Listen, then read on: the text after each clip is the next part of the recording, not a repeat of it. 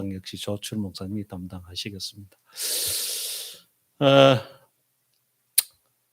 참 요사이 이 세상이 힘들고 어지럽고 혼란스러운 것 같습니다. 왜 예전 없던 이런 마음의 강박감, 또 이런 어떤 사건들이 이어질까? 지식은 차고 넘치는 시대에 살고 있고 물질 문명은 뭐 참으로 극도로 발달한 이런 세상에 살아가고 있음에도 불구하고 왜 이런 일들이 벌어질까? 과연 우리가 이 땅에 살아가면서 나는 지식으로 살아가야 될 것인가? 지혜자로 살아가야 될 것인가? 저는 그런 생각을 해보았습니다. 여러분들은 지식인으로 살아가고 싶습니까? 아니면 지혜자로 살아가고 싶습니까? 대부분 이렇게 이야기를 하면 나는 지식도 있고 지혜도 있으면 좋겠다 이렇게 아마 말씀을 하실 것입니다. 그런데 지혜도 있고 지식도 있고 지혜 있기는 참으로 힘듭니다. 우리가 이 세상 살아가는 모든 이치가 지식도 중요하지만 지혜로워야 된다는 사실은 우리는 누구나 다 잘 알고 있을 것입니다. 그러면 지식이 없다고 해서 과연 지혜가 없는 것일까? 역으로 지혜가 많다고 해서 꼭 그 사람이 지식이 많다고 할 수 있을까? 이 문제는 참으로 우리에게 던져주는 바가 있다고 저는 시사하는 바가 있다고 이렇게 저는 생각을 합니다. 지식 없는 자들이 사실은 더 지혜로울 수도 있습니다. 지식을 많이 갖춘 사람이 오히려 지혜 없이 행동함으로 사회에 더 큰 무리를 일으킬 수도 있다는 사실입니다. 그러면 우리는 왜 지혜를 갖추어야 하느냐 하는 것입니다. 오늘 성경은 거기에 대한 답을 결론으로 말씀을 하고 있습니다. 성삼위 하나님은 지혜의 하나님이셨습니다. 따라서 골로새서 2장 3절에는 성삼위 하나님 중 한 분인 예수 그리스도를 지식과 지혜의 모든 보화가 그 안에 있다고 이렇게 선포를 합니다. 예수를 가지고 있다. 예수를 내가 모시고 살아가고 있다는 것은 바로 우리 속에 지혜와 지식의 근원 되시는 하나님이 우리 안에 계시기 때문에 우리는 지혜로운 자로 살아가야 참다운 성도로 할 수가 있습니다. 방금 제가 말씀드린 대로 이러면 지식과 지혜가 다르다 이렇게 다들 생각을 하실 것입니다. 지식과 지혜가 어떻게 다른지 여기 5가지 질문이 있습니다. 이 질문을 보시고 여러분이 지식과 지혜를 한번 정의 내리시는 그런 시간을 가지면 좋겠습니다. 흰옷에 고춧가루 국물이 튀었을 때 세탁기를 돌리고 햇볕에 널어야 되겠다 이렇게 생각하는 당연히 무엇입니까? 지식이죠, 지식. 그런데 고춧가루 국물을 먹을 때는 되도록이면 흰옷을 입지 않아야 되겠다는 것은 지식이라기보다는 뭡니까? 지혜라는 것이죠. 그러면 지식은 뭐냐면 아는 것이라는 겁니다. 아는 것은 그냥 지식입니다. 그런데 그 지식을 가지고 깨닫는 것, 이것은 바로 지혜라고 할 수 있습니다. 그래서 지식은 아는 것이고 지혜는 깨닫는 것이라 이렇게 할 수가 있습니다. 또 자기 자신이 아는 것이 많다는데 자부심을 느끼는 것, 이것은 당연히 지식입니다. 이걸 막 섞으려고 하다가 제가 이거 뭐 퀴즈도 아닌데 굳이 섞을 이유가 있나 싶어서 그대로 제가 했습니다. 자신이 더 알지 못하는데 부끄러움을 느끼는 것, 이것은 지혜죠. 그리고 뇌에 저장된 정보로 우리가 막 강연, 책과 인터넷 그리고 핸드폰에 가득한 것은 바로 무엇입니까? 지식입니다. 그런데 삶이 무르익으면서 마음에서 일어나는 통찰력은 지혜입니다. 그래서 우리는 연세든 분들을 뭐라고 이해합니까? 참 지식이 많다 이렇게 이해하지 않고 뭐라고 말하죠? 참 지혜로우신 분이구나 이렇게 우리는 이야기를 하는 것입니다. 책 속에 갇혀있는 학문은 당연히 지식입니다. 그러나 실제 생활 속에 이 지식을 활용해서 세상을 더 아름답게 하는 실천은 바로 지혜입니다. 그래서 지식을 가지고 사는 것도 중요하지만 그 지식을 사회를 위해서 선용하는 것이 필요하다는 것입니다. 그리고 사실과 정보가 그냥 단순히 쌓여 있는 것, 이것은 당연히 지식입니다. 그런데 그 사실과 정보를 가지고 경험과 안목이 어우러져서 사회를 우리가 더 공유롭게 하는 것, 이것은 지혜입니다. 제가 방금 말씀드린 대로 지식과 지혜는 이처럼 분명한 차이를 가지고 있습니다. 지식 있는 사람이 되는 것도 중요하지만 그 위에 지혜 있는 사람이 되는 것이 더 중요한 것은 바로 이런 이유 때문입니다. 지식은 계속 쌓여서 축적되는 것이기 때문에 3,000년 전에 살았던 우리 고대인들이 현재 우리들보다는 분명히 지식이 적은 사람들을 이었습니다. 그런데 지혜는 바로 삶에서 적용되는 것이기 때문에 그 고대인들이 우리보다는 훨씬 지혜로울 수가 있습니다. 그래서 우리는 고대 문명을 보게 되면 지금보다 훨씬 지식이 없는 시대에 살았던 이 사람들이 어떻게 이러한 문명을 이루었을까? 이렇게 우리는 감탄을 하게 됩니다. 그 사람들은 지식은 현재 우리보다 적었을지 모르지만 그 사람들은 우리보다 지혜로운 사람이었다는 반증이 되는 것입니다. 공자님은 지식과 지혜 차이에 대해서 이렇게 말씀을 하셨습니다. 아는 것은 답하고 모르는 것은 답하지 않는 것, 이것은 지식이고, 아는 것은 안다고 말하고 모르는 것은 모른다고 하는 것은 지혜다, 이렇게 말씀하셨습니다.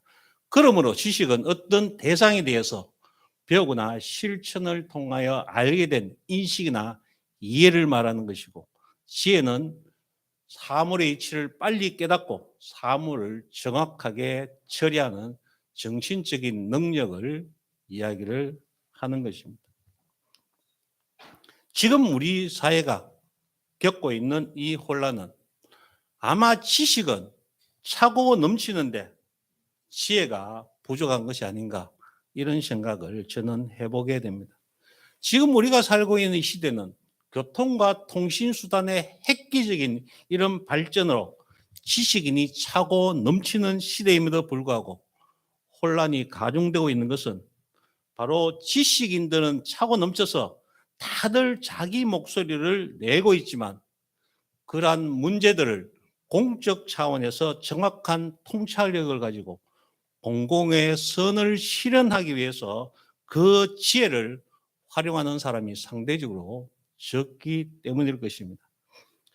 40년 전만 해도 사실 이 지식은 일부 특정인들의 공유물이었습니다. 그래서 이 지식을 갖춘 많은 학자들이나 또한 정치가들은 자신의 이익을 위해서 정보를 독점하고 그리고 심지어 조작하고 자신들이 원하는 대로 요리할 수가 있었습니다. 그리고 배운 것이 많은 사람이 대접도 받고 출세를 하는 그런 시대가 있었습니다. 하지만 지금은 어떻습니까? 컴퓨터를 켜고 우리가 인터넷 검색을 해보게 되면 온갖 정보가 와르르 이렇게 쏟아져 내리는 것을 보게 되고, 오히려 내가 원하는 그 지식을 정확히 찾기가 오히려 어려울 만큼 많은 정보들이 들어 있습니다. 굳이 우리가 지식을 머리에 넣고 다니지 않아도 컴퓨터만 있으면, 컴퓨터 검색을 잘하면 우리는 훌륭한 지식인이 될 수 있다는 말씀입니다. 그러니 어떻습니까? 생각이 부족하게 되고 또 더더욱 사색은 할 필요가 없는 시대가 지금 되어버렸습니다. 컴퓨터를 잘 다룰 수만 있으면 자기가 얼마든지 지식인인 그런 행세를 할 수 있는 시대에 살아가기 때문에 굳이 어떤 문제에 대해서 그리고 어떤 사실에 대해서 머리를 쓰거나 또 그것이 그러한가요? 생각해 보지 않는 시대가 되어버렸다는 말씀입니다. 더더욱이 이 온라인 세상이 열리고 소통 방법도 다양해지게 되면서 누구나 자기 생각을 큰 소리로 떠들 수 있는 시대가 되어버렸습니다. 그리고 우리가 잘 아다시피 유튜브를 하는 많은 인플루언서들은 한 달에 수십억씩 버는 사람도 있게 됩니다. 그러니 어떤 면에서 목소리가 크고 또 튀는 사람이 지금 인기를 얻게 되고 또 그 사람들이 주장이 사실이 아님에도 불구하고 이기는 이런 세상이 되어버렸습니다. 무엇이 진실인지, 어떤 문제에 대해서 대안을 어떻게 세울 수 있는지, 그리고 앞으로 더 건전하고 공적 사회를 이루어 나갈 비전은 어떤 것이 대한 진지한 이런 사색과 토론은 이제는 고루한 사람들이 하는 그런 사람들, 일반 사람들의 관심 밖의 일이 되어버렸습니다. 더더욱 급속한 경제 발전에 의해서 물질 문화가 이 사회를 뒤덮게 됨으로 해서 잘 되고 잘 사는 것이 관심사가 되면서 잘 되고 잘 사는 것이 우리 기독교에서도 신앙생활의 축복의 바로미터가 되기도 하였습니다. 그래서 소위 교회 중직자들을 뽑을 때도 이 바로미터에서 많이 뽑아지기도 하는 현실에서 우리는 살아가고 있습니다. 땅의 지식이 이렇게 난무하게 되면서 하늘의 지혜는 추구하지도 그리고 사모하지도 않게 되어버렸습니다. 그러나 성경은 구약시대부터 꾸준하게 이 지혜에 대해서 말씀을 하고 있습니다. 우리 다 같이 욥기 28장 9절에서 15절 말씀 한 절씩 교독하도록 하겠습니다. 사람은 굳은 바위를 깨고 산을 그 밑뿌리까지 파들어간다.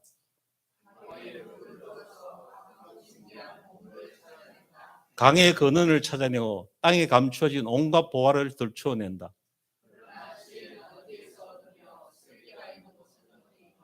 지혜는 사람에게서 발견되는 것이 아니다. 사람은 어느 누구도 지혜의 참 가치를 알지 못한다.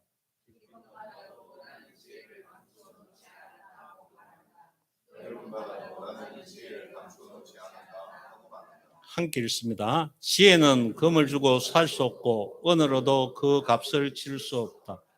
이어지는 28장 23절에서 28절 말씀 역시 한 절씩 교독하겠습니다. 그러나 하나님은 지혜가 있는 곳에 이르는 길을 아신다. 그분만이 지혜가 있는 곳을 아신다.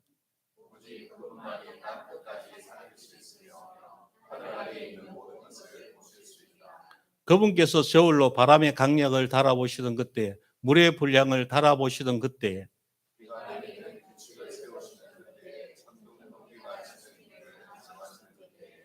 바로 그때 그분께서 지혜를 보시고 지혜를 칭찬하시고 지혜를 튼튼하게 세우시고 지혜를 시험해 보셨다.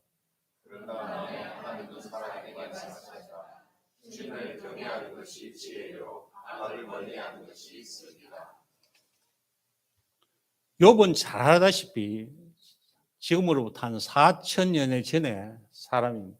4천여 년 전에 이러한 지혜로운 말을 한 사람입니다. 그리고 잠언 9장 10절은 이렇게 말씀을 하고 있습니다. 주님을 경외하는 것이 지혜의 근본이요 거룩하신 일을 아는 것이 슬기의 근본이다. 이렇게 말씀을 하였습니다. 저는 서두에서 지식과 지혜가 어떤지 살펴보았습니다. 고추 국물이 튀었을 때 우리가 세탁기를 돌리고 햇빛에 널어두는 것은 지식. 그리고 고추 국물을 먹을 때 되도록 흰옷을 입지 않아야 되겠다. 이것은 지혜라고 말씀드렸습니다. 아는 것이 많은 이것은 지식이고 자신이 더 알지 못한 것을 부끄럼 느끼는 것은 지혜입니다. 그리고 뇌에 저장되어 있는 여러 가지 정보들 이것은 지식이라고 말씀을 드렸고 그 정보들이 우리가 살아가면서 무르익게 되고 마음에서 통찰력을 가지게 되는 것 이것은 지혜라고 말씀을 드렸습니다. 책 속에 단히 있는 것은 지식이고 그 책 속에 있는 지식을 활용해서 세상을 아름답게 만들어가는 것은 지혜라고 말씀드렸습니다. 그리고 단순한 사실과 정보가 쌓여 있는 것은 지식이지만 그것들을 경과 안목이 어우러져서 더 좋은 사회로 만들어가는 것, 이것은 바로 지혜라고 말씀을 드렸습니다. 이를 다시 한번 상기하시면서 하늘의 지혜는 세상의 지혜와 어떻게 다른지 살펴보도록 하겠습니다. 이 야고보 사도는 1장 이 전반부에서는 성도가 시험 중에 취해야 할 믿음의 자세에 대해서 말씀하고 있고, 후반부는 신앙생활의 기초가 되는 말씀 안에 가는 세상에 대해서 말하고 있습니다. 그리고 2장에 넘어가면 말씀 안에 가는 성도들이 반드시 갖춰야 하는 행함의 원리적 측면을 전반부에서는 성도가 마땅히 행해야 할 바를 기록하고 있고, 후반부에는 우리가 잘 아는 믿음과 행함의 관계를 교리적으로 설명을 하고 있습니다. 그리고 이 3장으로 넘어오면서 오늘 말씀 전반부에는 혀를 올바르게 사용하는 것에 대해서 말씀을 하는데, 이 후반부에 오자마자 하늘로부터 오는 지혜를 말을 하고 있습니다. 제가 이렇게 앞에 서두에 이렇게 말씀을 드린 것은 바로 이 야고보 사도가 왜 이 지혜를 이해하기 전에 이렇게 앞에 이런 것들을 말을 하고 있느냐 하는 것입니다. 그리고 더더군다나 참된 지혜 앞에서 혀에 대한 이야기를 하고 있습니다. 바로 이것은 혀는 지혜의 마음과 깊은 연관성을 가지고 있기 때문입니다. 이 야고보 사도는 1, 2장에서는 무익한 믿음에 대해서 이렇게 말을 하다가 이제 3장으로 넘어오면서 무익한 말에 대한 토론으로 이렇게 넘어오고 있습니다. 행함이 없는 자들과 마찬가지로 행함을 말로 다 해버리는 그리스도인들 또한 많은 문제를 이야기하기 때문에 혀를 잘 다스릴 것을 권면하고 있습니다. 그런데 이 혀를 잘 다스리는 것은 바로 하늘로부터 오는 지혜로 가능하기 때문에 위에서 난 지혜를 지금 언급을 하고 있습니다. 야고보 사도는 오늘 말씀에서 이 세상에는 두 가지 지혜가 있다, 이렇게 말씀을 하고 있습니다. 이 14, 16절에서는 바로 시기심과 경쟁심으로 인해서 혼란과 악한 행동을 가져오는 그런 세상적 지혜에 대해서 말씀을 하고 있고, 13절과 17, 18절에서는 순결하고 평화스럽고 친절하고 온순하며 편견과 위선이 없는 하늘의 지혜에 대해서 말씀을 하고 있습니다. 즉 세상적인 지혜는 자신을 우선시하게 되므로 혼란을 야기시키지만, 위에서부터 나오는 지혜는 바로 다른 사람을 먼저 생각해서 겸손하게 살도록 이끌어주는 지혜라고 말을 하고 있습니다. 야고보는 오늘 말씀에서 이렇게 질문으로 시작을 합니다. 여러분 가운데서 지혜 있고 이해력이 있는 사람이 누구입니까? 개영 개직에는 이해력을 총명 이렇게 번역을 하였습니다. 그런데 지금 이 야고보 사도가 말씀하고 있는 이 지혜는 특별한 훈련을 받아서 지적 능력이 뛰어난 이런 헬라적 개념의 지혜를 말하고 있는 것이 아니고, 하나님이 요구하시는 거룩한 삶을 살아가도록 하는 데 있어서 반드시 갖추어야 하는 히브리적 개념의 지혜를 말하고 있는데, 히브리적 개념의 지혜는 바로 하나님을 아는 것을 지혜라고 말을 하고 있습니다. 실제 이 당시에도 지식이 차고 넘치는 지식인이 얼마나 많았겠습니까? 그런데 지식인은 차고 넘침에도 바로 하나님을 아는 지혜가 없음을 야고보 사도는 한탄하고 있었을지도 모르겠습니다. 하나님을 아는 지혜를 가진 자는 결코 자만하거나 자기를 내세우지 않고 온유함으로 자신의 삶을 겸손하게 살아가는 자입니다. 이 온유함은 바로 어떤 자신의 지적 약함 그리고 사회적 약자이기 때문에 자신이 가지게 되는 그런 체념적 개념의 그러한 온유함이 아니라 바로 포괄적인 포용성으로 성령의 인도함 가운데 가지게 되는 부드러움을 우리는 온유함이라고 말할 수 있습니다. 이 야고보는 세상에서처럼 지혜를 영예와 지혜를 얻기 위한 방편으로 삼지 말고 하나님을 아는 지혜에서 비롯된 온유함으로 모든 사람에게 착한 행실을 하도록 지금 권면을 하고 있습니다. 이를 현대적 용어로 말씀을 드리면 즉 공공의 선을 이루는 삶을 살아가라는 말씀입니다. 그리고 이 시기심 젤로라는 말은 자신의 사익을 추구하고자 하는 이기적인 열정을 말합니다. 열심을 내는 것, 이것은 결코 나쁜 것이 아니지 않습니까? 그런데 그 열정이 자신의 유익을 추구하기 위해서 자신의 사익 추구에 방해되는 것들이나 이런 사람들에 대해서 시기심을 내는 열심이기 때문에 이는 바로 진리를 거스를 수밖에 없는 것입니다. 이 경쟁심 하는 말은 즉 이기적인 야망을 말하고 있는데 즉 자기나 자기만의 특권과 이익을 추구하는 태도를 경쟁심이라 여기는 이렇게 번역을 해 놓았습니다. 이렇기 때문에 땅의 지혜로 충만하게 되면 자신의 이기적인 욕심과 열정 그리고 야망에 빠져서 자신의 이익을 위해서 편을 만들고 당을 지어서 혼란스럽게 만들고 그리고 교만해져서 하나님의 말씀을 거역함으로 하나님의 교회를 욕보이게 된다는 것입니다. 그러므로 야고보는 지금 하늘의 지혜를 가졌다고 말하지만 사실은 땅의 지혜로 충만한 자들을 향해서 이기적인 욕망과 그런 야망에 빠지지 말고 진리를 거슬러 교만하지 말라고 권면을 하고 있는 것입니다. 우리 지금 이 시대에도 자신은 하나님의 말씀인 지혜를 말한다고 이렇게 말하는 사람이 많이 있지만 실제로는 땅의 지혜로 살아가는 영적 지도자들이 참으로 많은 것을 보게 될 때 우리 자신들 또한 나는 하늘의 지혜를 가지고 하늘의 일을 하면서 살아가고 있는지 우리는 한번 정직하게 살펴봐야 할 것입니다.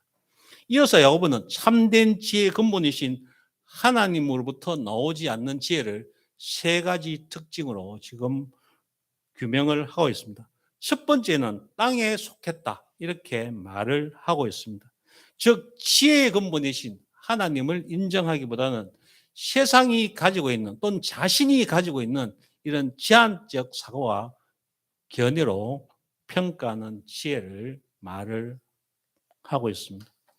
이러한 지혜는 바로 하늘 인침이 아닌 즉 세상의 인침을 받게 되는 즉 세상의 풍류대로 따라가고 있는 모든 행동을 말을 하고 있습니다. 그러니 하나님의 일을 한다면서도 자신의 사익을 추구하기에 그 결국은 하나님을 대적하는 결과를 초래하게 되는 것입니다. 자신의 재물을 이 땅에 차곡차곡 쌓아두고 세습하고자 하기 때문에 성경 말씀과 반하는 행동을 할 수밖에 없고 그렇기 때문에 하나님의 영광을 가리게 되는 것입니다. 그러니 하늘에 속한 것이 아니고 땅에 속했다고 지금 말을 하는 것입니다. 두 번째는 육신의 일을 육신에 속했다 이렇게 말을 하고 있습니다. 이 말은 바로 세상 욕심에 매여 있다는 것입니다. 세상이 가지고 있는 지혜가 아무리 뛰어난다 할지라도 그것은 바로 세상에 매여 있는 지혜라는 것입니다. 바로 이는 그리스도 안에서 변화되어서 성령의 임재를 경험하지 못한 자들, 즉 중생하지 못한 자들의 전형적인 특성입니다. 아무리가 화려한 설교를 하고 화려한 말을 한다 할지라도 바로 세상의 욕심에 매여 있다는 것은 아직 중생하지 못한 증거라고 생각을 하셔야 합니다. 세상 욕심에 사로잡혀서 세습하면서도 하나님의 뜻을 이루고자 더 큰 영광을 위해서 나는 지금 이렇게 하고 있다. 이렇게 뻔뻔스럽게 말을 하는 것입니다. 세 번째는 악마에게 속했다고 말을 합니다. 참 지혜는 바로 하나님에서 기인하는 것이지만 이기적인 욕망과 야망에 사로잡혀서 중생하지 못한 자들이 소유하는 지혜는 결국 마귀에 의해서 그 행동과 생각을 지배받고 선동받기 때문에 이렇게 말을 하고 있는 것입니다. 그렇기 때문에 16절은 이렇게 결론을 짓고 있습니다. 즉 세상이 주는 지혜를 가지고 살아가는 자들은 혼란과 온갖 악행 행위가 있을 뿐이라고 결론을 내리고 있습니다. 지금 이 말씀은 하나님의 말씀입니다. 그렇기 때문에 우리는 무서운 경고로 받아들여야 합니다. 말씀은 말씀이고 하나님은 지금 내 눈앞에 보이지 않고 내 눈앞에 황금 덩어리가 굴러다니니 바로 그 황금 덩어리를 따라서 세상에 속한 지혜를 가진 자들은 따라가는 것입니다. 이 혼란하는 이 말은 바로 무질서함을 이야기합니다. 즉 무정부 상태처럼 자신의 소견대로 행하기 때문에 바로 사회가 요동치는 상황을 이야기를 하고 있습니다. 그리고 이 악행하는 말은 하나님과는 전혀 가까워질 수 없는 선행과는 반대되는 행동을 하는 것을 말합니다. 지금 이 시대를 잘 생각해 보시면 이 말씀이 그대로 들어맞다는 것을 알게 될 것입니다. 지식이 이렇게 차고 넘치는데도 왜 이 혼란이 오게 되고 이 세상은 악행이 끊이지 않게 되냐 한 것은 바로 이 때문인 것입니다. 즉 이기적인 욕망과 그리고 열정 그리고 야망은 아무런 유익을 주지 못하고 오히려 영적인 생명과 구원을 파괴시키는 자기 소견대로 행하는 무질서의 악한 행동만 생산할 뿐입니다. 17절에서 야고보는 지혜를 가졌다 하면서도 실은 세상적 지혜를 가진 자들의 행동과 반하는 위로부터 온 난지혜를 이제는 네 가지 특징을 들어서 설명을 하고 있습니다. 첫 번째는 순결하다는 것입니다. 이 순결하다 이 말은 우리가 성적인 의미의 순결을 말하는 것은 아닙니다. 모든 행동을 하는 데 있어서 그 악한 태도나 동기가 없음을 말을 하는 것이고 즉 세상적 지혜에 이기적인 그런 동기와는 대조를 이루는 표현으로 지금 사용하고 있습니다. 그리고 둘째는 평화스럽다 이렇게 말씀을 하고 있습니다. 즉 이는 위로부터 난 지혜를 가진 사람은 평화를 사랑하기 때문에 평화를 가져오는 사람이 된다는 말씀입니다. 즉 불의와 자기 이익이 가득 찬 이 세상에서 의와 사랑을 실천함으로 화평을 이루는 삶을 살아간다는 것입니다. 그리고 세 번째는 친절하다 이렇게 말을 하고 있습니다. 이 친절하는 이 말씀은 우리가 다른 사람을 아주 동정심을 가지거나 또는 사랑을 가지고 잘 보살펴 주는 것을 이야기할 수도 있지만 여기서 말하는 이 친절은 하나님께서 죄인에 대해서 당연히 아주 단호하게 징벌할 수도 있으시지만 회개하고 돌이키게 되면 용서하고 인내하시는 하나님의 온유하심과 자비하심을 여기는 친절하다 이렇게 지금 표현을 하고 있습니다. 즉 회개하고 돌이키면 용서하시고 그리고 용서하시고 그리고 인내하시는 하나님의 온유하심과 자비하심을 나타내고 있는 것입니다. 즉 하나님은 죄인까지도 포용하는 즉 하나님이 품으시는 하나님의 죄인을 품으시는 하나님의 관용을 이렇게 이야기를 하고 있습니다. 그리고 네 번째는 온순하다 이렇게 말을 하고 있습니다. 이 온순하는 이 유하는 말은 잘 좋게라는 뜻입니다.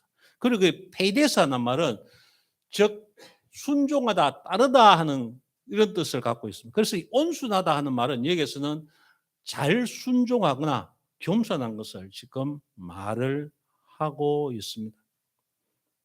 즉 교만하여서 진리를 대적하는 것과는 대조적으로 하나님의 말씀을 겸손하게 받아서 그 말씀을 그 말씀대로 순종하는 태도를 가지고 살아가는 사람이 된다는 것입니다. 그러므로 이처럼 위로부터 난 지혜는 세상적 지혜와 대조적으로 편견과 위선이 없는 자비와 선한 열매가 풍성히 맺히는 이런 결과를 가져옵니다. 인종, 국적, 그리고 빈부 등에 따라서 구별이나 위선이 없는 공평함과 그리고 사랑이 가득한 갈라디아서 5장 22절과 23절에 성령의 열매를 풍성하게 맺는 이런 삶을 살아가게 된다는 것입니다.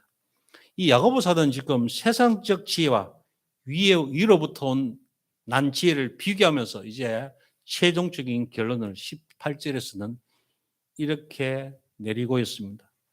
아까 서두에서 말씀드린 것처럼 왜 세상에서 구별되어서 불림받은 우리 성도는 위로부터 난 지혜를 구해야 할까요? 이 마지막 결론으로 18절은 이렇게 말씀을 하고 있습니다. 평화를 이루는 사람들이 평화를 위하여 그 씨를 뿌려서 거두어들이는 열매인 정의의 열매를 맺기 위함이다. 이렇게 말씀을 하고 있습니다. 세상의 지혜는 아무리 남을 위한다 이렇게 하지만 그 결국은 자신이 잘 되고 잘 살기 위한 자기 욕망에서 비롯된 지혜이지만 위로부터 난 지혜는 바로 자신의 욕망을 줄이고 때로는 죽여가면서 이 땅에 하나님의 평화를 위하는 정의의 열매를 맺는 지혜라는 말씀입니다.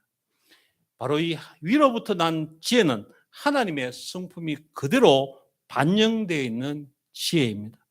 세상의 지혜도 참으로 좋은 것이지만 거기에는 하나님의 성품이 반영되어져 있지 않습니다.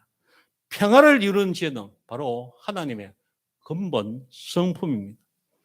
하나님의 백성된 이 성도들은 바로 하나님의 이 본질적인 속성인 평화, 즉 화평을 소유하고 닮은 자들이기 때문에 이 땅에 평화를 이루는 정의의 열매를 맺는 자들이 되어야만 마땅한 도리인 것입니다. 지금 계속적으로 전쟁의 소민이 끊이지 않고 있습니다. 어쩌면 세상은 점점 더 전쟁의 소용돌이 속으로 몰려가게 될 것입니다. 저는 세상은 결코 앞으로 좋아지지 않는다. 저는 이렇게 단언해 말씀드릴 수가 있습니다. 이것은 바로 성경의 결론이기 때문입니다. 우리가 살아가고 있는 이 조그마한 땅, 이 대한민국도 전쟁의 소용돌이 속으로 끌려가게 할 수는 없습니다. 평화를 이야기하지 않고 힘을 이야기한다는 것은 반드시 전쟁을 전제하는 것이면 우리는 반드시 기억을 하셔야 합니다. 그렇기 때문에 우리 그리스도인들은 결코 힘을 이야기해서는 안 됩니다. 바로 하나님의 정의의 열매를 맺는 이 평화를 우리는 계속적으로 이야기를 해야 합니다.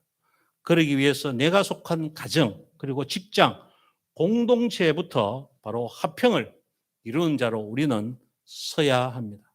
이를 실현하기 위해서 바로 땅의 지혜도 필요하지만 그에 앞서서 하늘의 지혜를 우리는 소유해야 합니다. 하늘의 평화를 이 땅에 실현해 나가는 지혜야말로 바로 참지혜이고 위로부터 오는 하늘의 지혜입니다. 우리 성민의 성도들 모두는 하나님의 성품인 우와 사랑으로 충만하셔서 이 땅의 평화, 화평을 이루어 나가시는 그런 성도님 되시기를